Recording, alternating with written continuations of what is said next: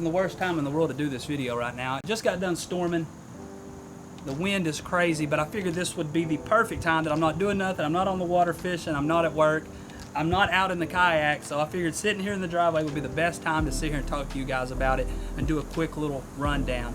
But before we get started, I want to thank all you guys that watch the channel regularly, all my guys that, you know, always comment, leave comments, ask questions. That's kind of why I'm doing the video I'm doing right now, is because I get a lot of questions about the Hoodoo Tempest 120P.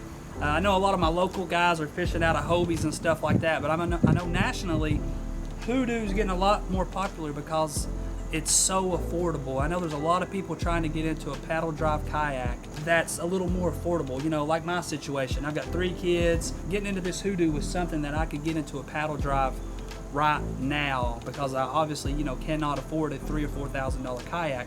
And coming in at $12.99, I mean, you really can't beat the quality of this kayak for the price. But anyways, like I was saying, appreciate all you guys that watch the channel, and let's get into this. And I'm just going to do a quick little rundown and just tell you guys some things that if you do buy a Tempest 120P that you probably need to go ahead and do to fix a few little things on it, and just make sure, you know, it's up and running just right, so when you get it out on the water the first time you won't have any issues. So let's look at the kayak here. So I'm going to try to run down everything I can think of on the kayak, starting from the very front all the way to the back. The drainage plug is on the very front of the kayak. It does have a handle here to help carry it. It is kind of hard to carry this thing with this little handle.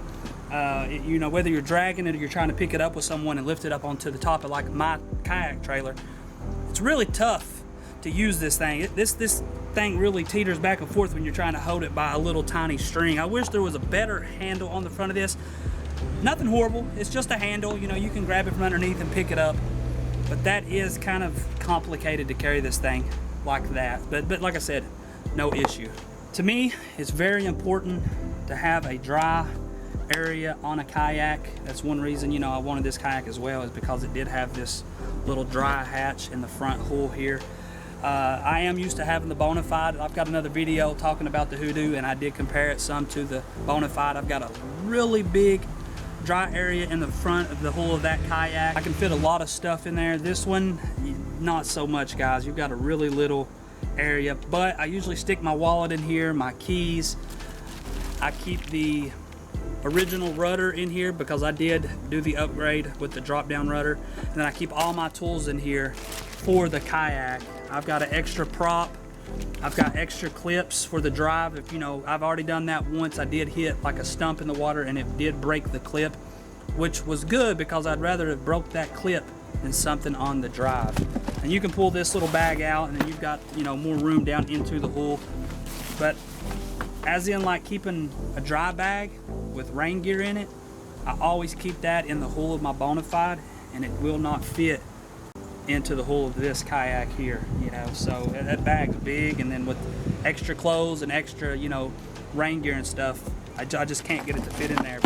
But for just keeping some things stored, like my phone and other things, or my wallet and stuff, it's perfect for that.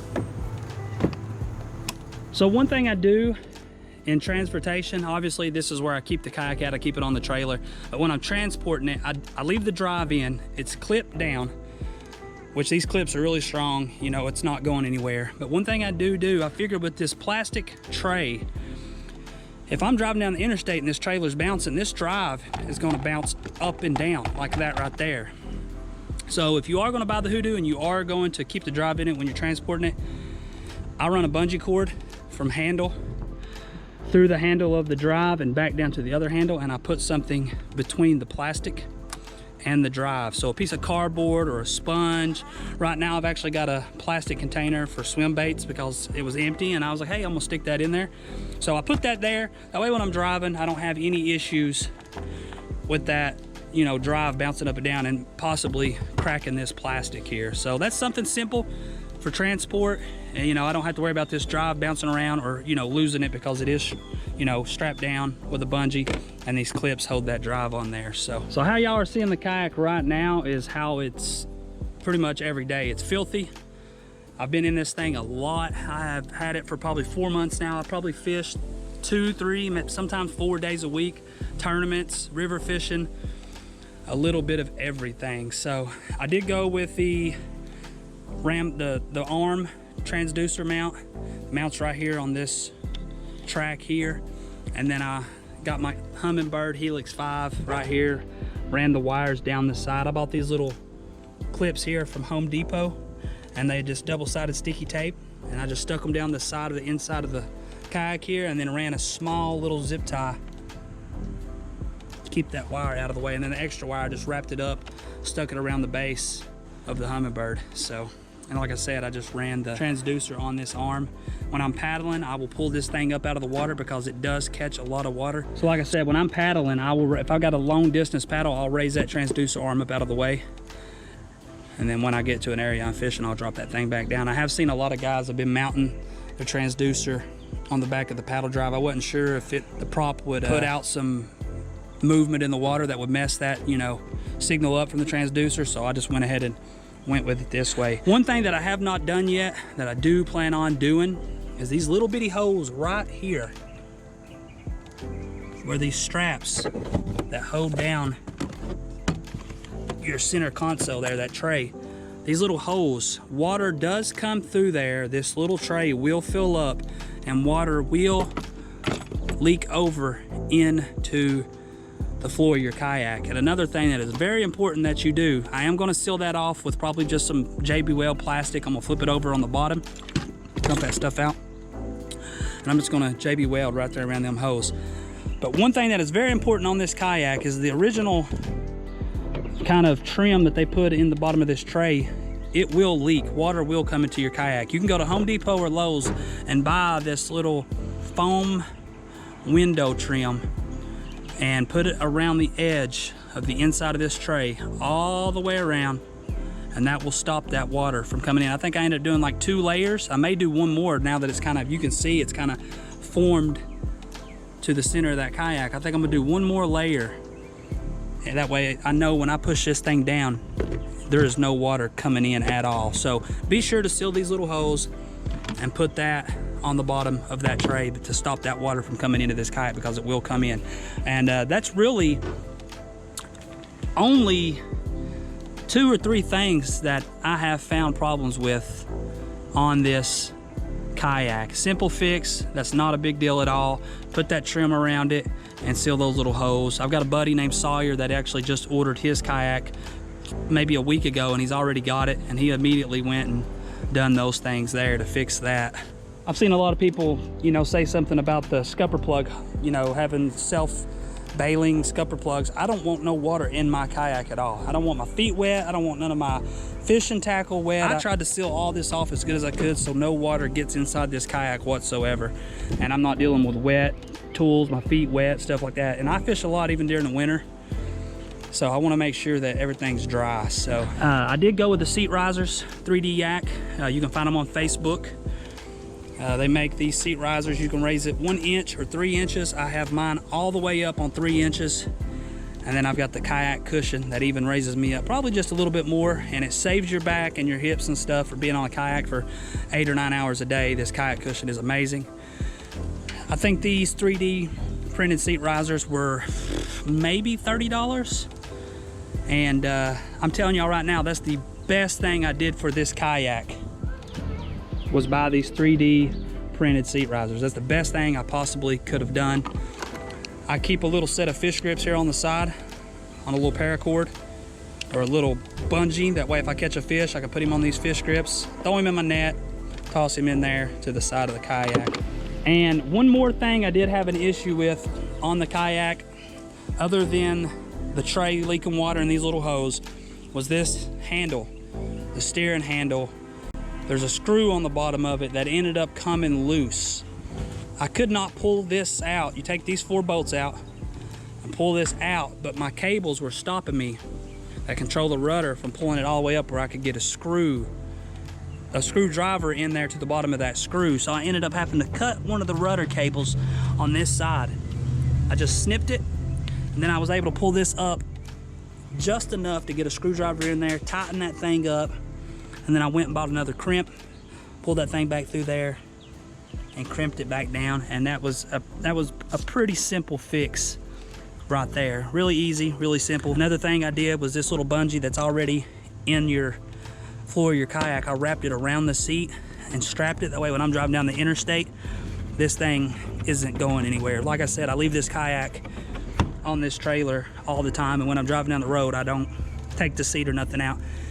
When I'm at a tournament and I'm trying to get to the ramp and I'm trying to get out on the water as quick as possible, I like to have everything on here loaded and ready to go. I do take this graph and I fold it in just like that, and then I tighten it back up. That way I don't have to worry about rocks and stuff hitting my screen. It's kind of tucked out of the way there. Another thing I did was the straps to the seats. It comes with these little plastic straps, and I know a lot of you all that's got a Tempest or the Hoodoo, these things slip. They will slip back on you or they break. So I just got some of these little straps, pretty much little ratchet straps, where you can push the button. I took the screw off right here, just put a little hole in this strap, screwed it in, and then the original strap that was on here, I just ran it through there. So I mean, this thing does not move, it does not slip wherever you put it. This thing stays locked in. That's another thing that I did that was really awesome for this kayak, that really saved me some time and hassle from those straps slipping, was just putting those on there. So that was pretty awesome right there. Get it on back here, guys. This is how I run with the catch board. The strap to this little dry box here, or they say it's a cooler. I just take the strap and run it right over the top of my catch board, and, you know, strap it down right there. When I'm in transport, when I'm fishing, I just leave it behind me. That way I can reach back and grab it. What I did do for the graph was I took this little box from Walmart, drilled a hole in it, ran my wire into it. Same thing with the little clip here. Put that double sticky sided tape, ran that wire through there, down the side, right up to the graph, and I just zip tied those to the side. And then my battery's in this little dry box. It's just a small little battery. It'll run my graph for like 2 days, you know, pretty much, you know, 6, 7, 8 hours of fishing. Just put that in there like that, close it back up. Pretty simple little setup, guys. I mean, it works, gets the job done. I've got a graph, it's in the dry, and it's simple. And like I said, when I'm fishing, I have it just like that, and I can reach back here and grab that thing and pull it from behind me. But when I'm in transport, I take this little strap, I put it right over the top of that, strap it down. Perfect. Something a lot of people ask me, I've had at least 5 or 6 people ask me, can you fit a black pack on the Hoodoo Tempest 120P? Yes, you can. It fits in there perfectly. I've got a little strap, the little bungee that comes with it, over top of it. The one thing I did have to do is, because I keep a GoPro and this one here over my shoulder, recording everything while I'm fishing. So I can only put 1, 2, 3, 4, 5 rods on the black pack, because in order for the black pack to fit, this rod tube and the one on the other side, just like it, had to be removed, because it will not fit down right here in this little gap like this one does here. You got a little more space. That rod holder right there fits perfect. I had to pull these 2 off. So I could have, let's see, 1, 2, 3, 4, 5, 6. I could have 8 rod holders on here, but now I've only got 6. And like I said, this one holds my camera mount for the GoPro. So I've got 5 rod holders on here. But the good thing about it is Hoodoo does have 2 built-in rod holders. So I can still carry, you know, 7 rods with me at all times. And then sometimes I'll keep one beside me over here where the paddle is, so I can bring 8 rods with me. But I usually just try to keep it simple, keep 7. And like I said, the black pack fits perfectly fine on here. And I keep that thing loaded down with all my tackle, you know, crankbaits, jigs, big swim baits, stuff like that. And as I said, I went with the upgraded rudder. The original rudder is on the bottom, and I know you have a couple cables that come out of here that this thing spins around and steers it. Like I said, I went with the drop down rudder. That way when I'm pulling up out of the water, or I'm on the river, I can pull that rudder up out of the way. I don't have to worry about breaking it off the bottom of the kayak. It's just worked best for me having that drop down rudder. I did forget it was down one time and I bent it, and I just went back there and bent it back, and it's perfectly straight. no issues. So yeah, that's just kind of a quick rundown. I don't really know how to make that longer or shorter. I'll try to touch base on a little bit of everything. One thing I do wish is that it was just a little bit more stable. I see a lot of people talk about how stable it is. I'm used to standing up in the Bonafide SS 127, floating down the river, standing up in that thing. The way the bottom of that kayak is shaped, it's just absolutely one of the most stable kayaks there is, the Bonafide. I can stand up in it with no balance. I don't have to, you know, worry about falling or tilting. I can stand up in the Hoodoo, and I do stand up in it, and I do fish standing up. But the way the bottom of that hull of that kayak shaped, if you turn around to look backwards and you lose your balance, there's no stopping point really in that tilt of that kayak. If you go, it's going. You can easily flip this kayak over. That's one thing I do wish it was a little bit better, is the stability, but it's not horrible. I mean, you can stand in it, and like I said, and I do. I stand out of it. I stand in it. I fish out of it, and I can make casts standing up, but it's not as stable as I would want it to be. You know, it's not a Hobie. You can stand up, climb on the front, turn around, stand up on the seat, stand on the front of it, but you're paying $1,299. You know, $1,300 bucks basically for this thing. One thing I did do, I did finance this kayak just to help me keep some money freed up. So that's another cool option with who I went through, is that you have the ability to finance it. It's like $140 a month. I've almost got it paid off. I just bought it, you know, 6 months ago or so, 5.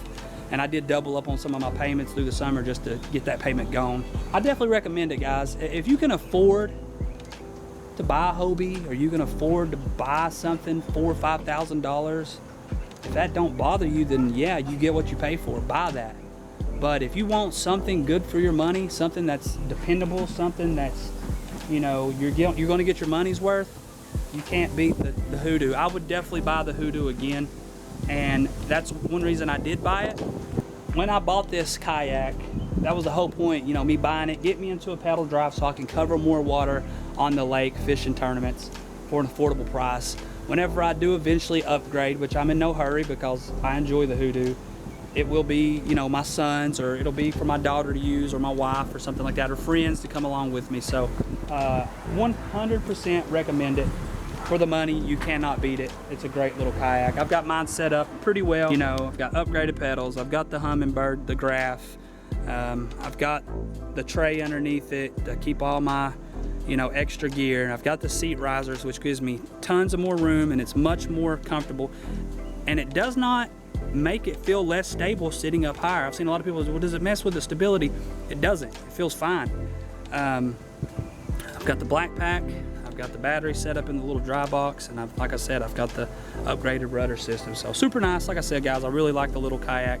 If you're watching this video and you're trying to decide on buying it, it's not a bad deal. Like I said, if you can afford to buy something way more expensive, then buy it.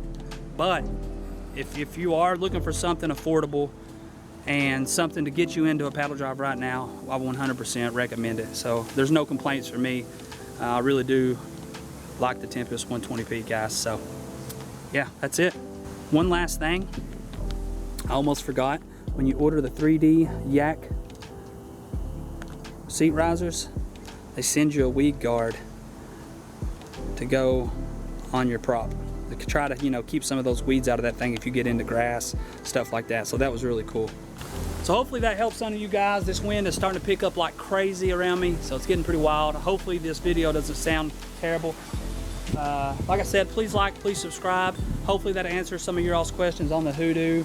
If you're, like I said, looking to buy Hoodoo, hopefully this helps you out just a little bit. I know it was quick, a little rundown, but I tried to touch some of the simple things and some of the things that I've had to do to, you know, kind of fix some of the issues I've had with the Tempest. So like I said, please like, please subscribe, guys, and I will see you all on the next one.